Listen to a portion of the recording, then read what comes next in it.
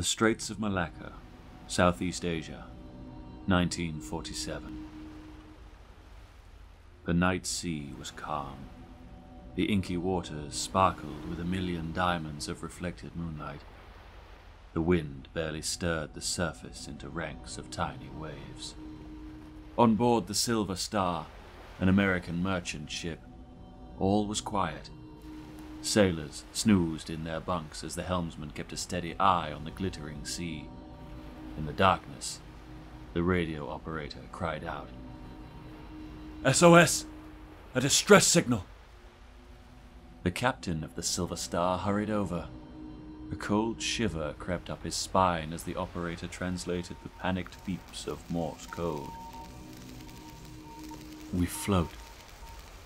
All officers, including the captain, are dead. Lying in chart room and bridge. Possibly the whole crew dead." A flurry of frantic, indecipherable Morse code followed. The captain held his breath. A final, ominous message came through. "I die." The Ship of the Dead, a bite-sized fright. This series contains disturbing content. Listener discretion is advised. The chilling SOS was picked up by naval listening posts in nearby Sumatra and Malaysia. They determined the signal had come from a Dutch freighter, the S.S Ourang Medan. A last known location for the distressed vessel was quickly established. The Silver Star was the closest ship for miles around. The captain of the Silver Star wasted no time. He ordered his crew from their bunks, and they set off at full speed to provide what help they could. The Ourang Medan was spotted at first light. It drifted aimlessly in the now choppy seas. There seemed to be no visible damage to the ship, just an eerie lifelessness that hung about it like smoke. The crew of the Silver Star lined the decks as their ship approached the Ourang Medan. It loomed above them in the semi-darkness of dawn. They shouted and whistled and waved, trying to summon the attention of those on board the mysterious vessel. Nothing. Silence. They gave a few blasts of the ship's horn. It sounded flat, pathetically small in the vastness of the ocean. Still nothing. "Enough of this!" cried the captain. A rescue party was formed. The Silver Star drew up alongside the silent freighter. A line was made fast, and men clambered up the sides and onto the deck. It was deserted. Not a soul in sight. The men cried out again. No reply. No sound but that of the restless waves and the metallic creaking of the ship. "We must search the lower decks," the captain announced boldly, though his hand trembled as he felt for the reassuring grip of the pistol at his belt. His men crossed themselves, glanced back at the Silver Star, then followed their captain into the bowels of the Ourang Medan. The lower deck of the seemingly deserted vessel was oppressively dark. Here the creaking and groaning of the ship served only to emphasize the lack of any other sound. A foul smell wafted up to meet them, warm and sickly, like that of rotten meat. The men crept forward. Their torch beams flickered over dripping pipes, cargo crates, and a few dead rats. Suddenly the man at the front of the rescue party let out a strangled cry as the light from his torch illuminated a hideous sight. A corpse, his hollow eyes staring straight at them, mouth agape in a silent scream, face frozen in an expression of sheer terror. The dead man's outstretched arms reached up in vain, as though with his last act he had been trying to fend off someone or something. It seemed to grow very cold in the dark depths of the freighter. The men huddled together tightly. Some drew boat knives from their belts and held them in sweating, nerveless fingers as they pressed onwards into the darkness. The torchlight gleamed dully in unblinking eyes that stared at them from the shadows. More dead bodies. The rest of the doomed crew of the Ourang Medan. Some were sprawled in the middle of open rooms, others lay curled in corners or slumped against bulkhead walls. There was no blood, no visible wounds of any kind, but all the dead men shared similar expressions of panicked horror. Bulging, milk-white eyes, gaping mouths, faces and limbs contorted in fright. It appeared as though some of them had already begun to rapidly decompose, reaching out with bloated, discolored fingers. The crew of the Silver Star hurried on through the shadowy, stinking corridors.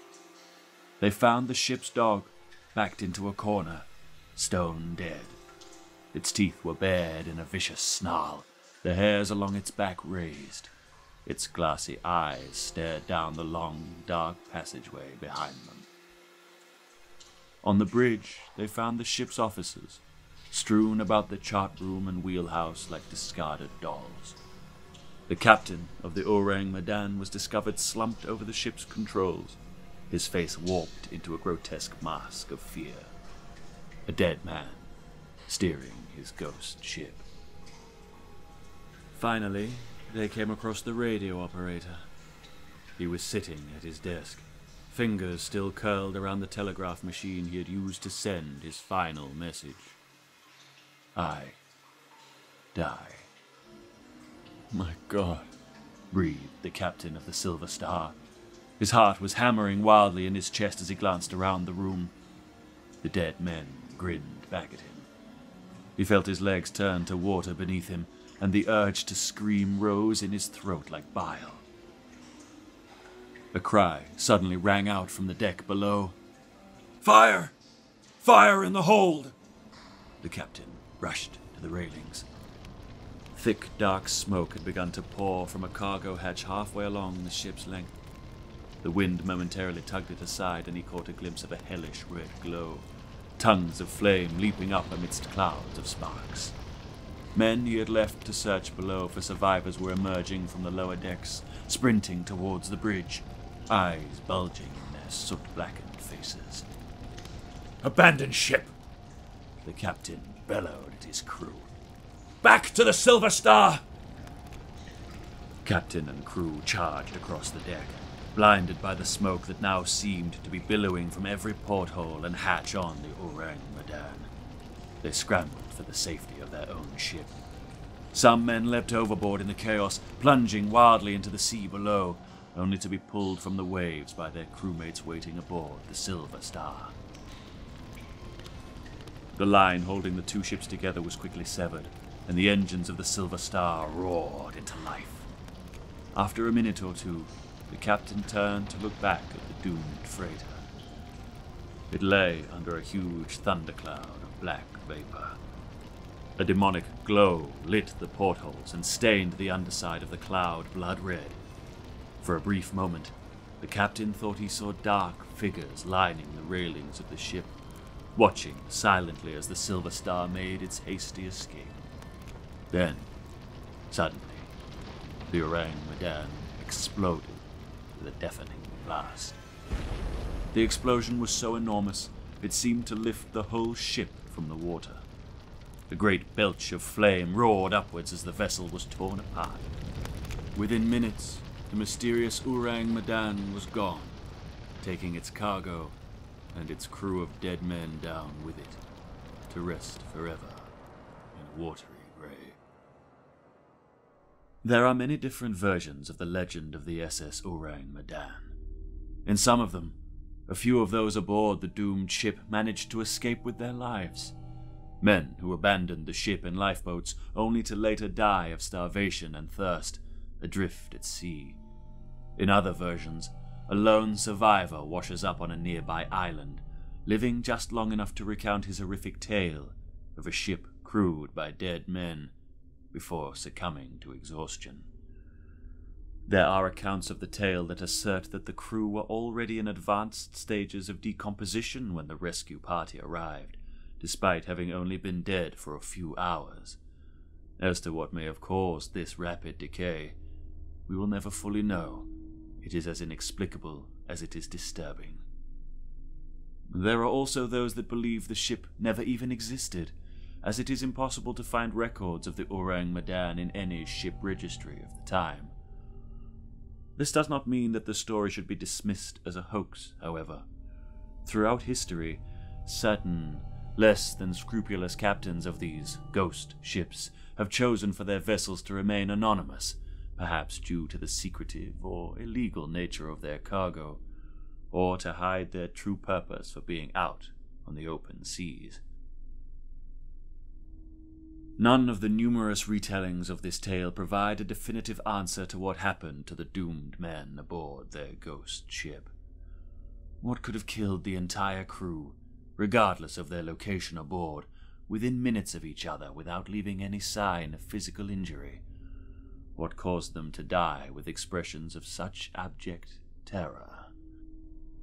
It has been theorized that the ship was carrying a cargo of hazardous chemicals that reacted with seawater in the hold, causing poisonous fumes to permeate the vessel and slowly suffocate the crew.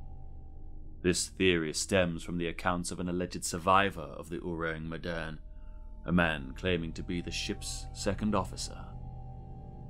It is said that 3 weeks after the crew of the Silver Star made their harrowing discovery, this officer washed ashore on the island of Teongi, part of the nearby Marshall Islands. He arrived in a lifeboat with the desiccated corpses of 6 of his fellow Ourang crewmen for company. On Teongi, he was cared for by a local missionary, who later recounted that the officer had discovered that the hold of the Ourang Medan had been stuffed full with illicit cargo. 15,000 boxes of sulfuric acid and cyanide, and 20 cases of highly explosive nitroglycerin. The officer and 6 of his shipmates took their chances in the lifeboat after many of the crew had begun to fall deathly ill, and the captain had refused to make an emergency call.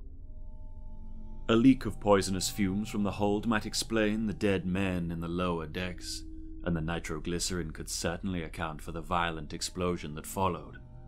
However, it has been pointed out that it is unlikely that fumes could accumulate on the bridge, so far from the ship's hold, in levels deadly enough to kill the captain and his officers. Other theories point to a more paranormal explanation for the incident. When the rescue team from the Silver Star entered the bowels of the ship, they reported a dramatic drop in temperature, an infamous indicator of ghostly activity. Outside, it was a warm and tropical morning. Inside the Ourang Medan, the men were suddenly chilled to the bone.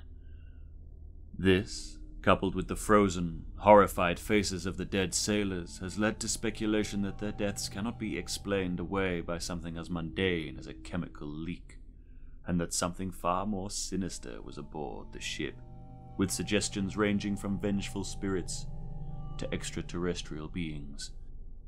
As noted, some of the corpses found on board lay curled and cowering, and it was reported that others had died with arms outstretched, faces turned and fingers pointing, as though at some unknown enemy.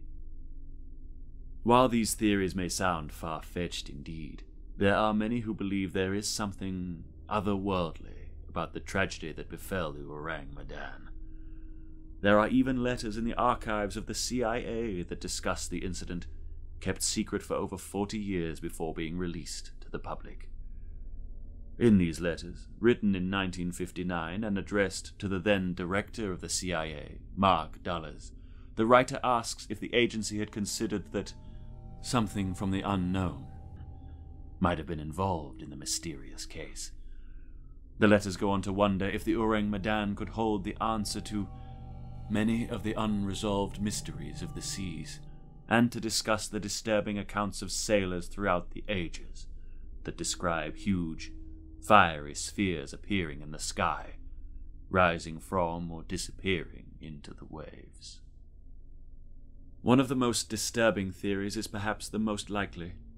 Unit 731 was a secret branch of the Japanese military, formed in 1932, and was responsible for some of the worst, most unforgivable war crimes ever committed by man.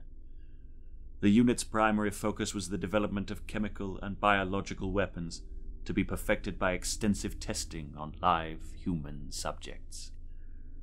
An estimated 200,000 people, mostly Chinese civilians, were killed in the experiments of Unit 731. Some estimates place the number at closer to 600,000. Prisoners were deliberately infected with hideous diseases, subjected to grotesque and unnecessary surgeries, often without anesthetic, and used as living targets for a range of experimental weaponry. These included nerve toxins, some so potent that even the briefest contact with the tiniest lingering amount would have fatal effects. It has been theorized that the Ourang Medan might have been carrying a secret, illegal cargo of such chemical or biological weapons, developed by Unit 731 and then seized by the American military after the surrender of Japan at the end of World War II.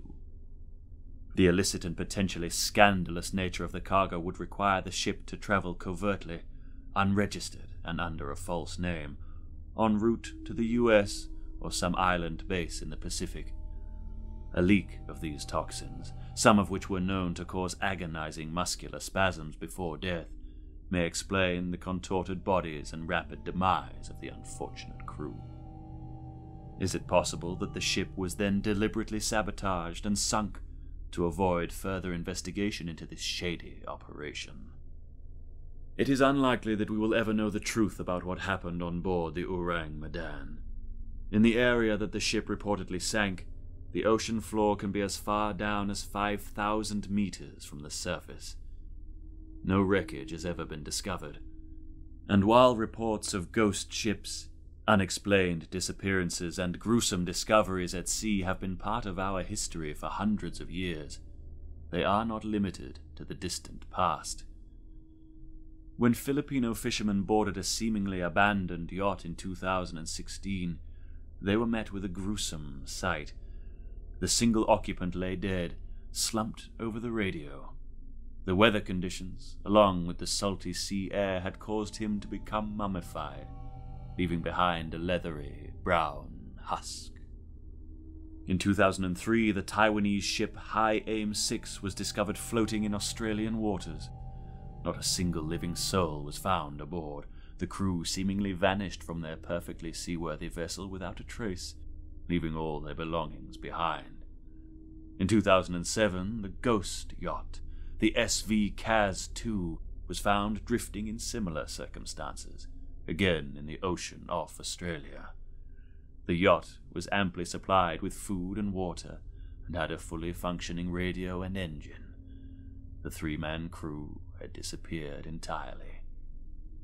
As with the case of the Mary Celeste, perhaps the most famous ghost ship in history, found eerily abandoned in the middle of the Atlantic in 1872, suggested explanations for these mysterious disappearances range from pirates and murderous mutinies to freak waves, deadly waterspouts, and even attacks by giant squid. But these are stories for another time. What do you think happened to the crew of the Ourang Medan? Was it deadly chemicals, malevolent, paranormal entities, visitors from another planet? Or did the ship even exist at all? We would love to hear your own theories and ideas. If you have enjoyed this episode, please follow us on Twitter and Instagram at Pixel Elixir, and subscribe at bitesizedfrights.com to make sure that you never miss any of our terrifying tales. This has been a Pixel Elixir production, narrated by Chris K. Thank you for listening. Until the next bite, my friend.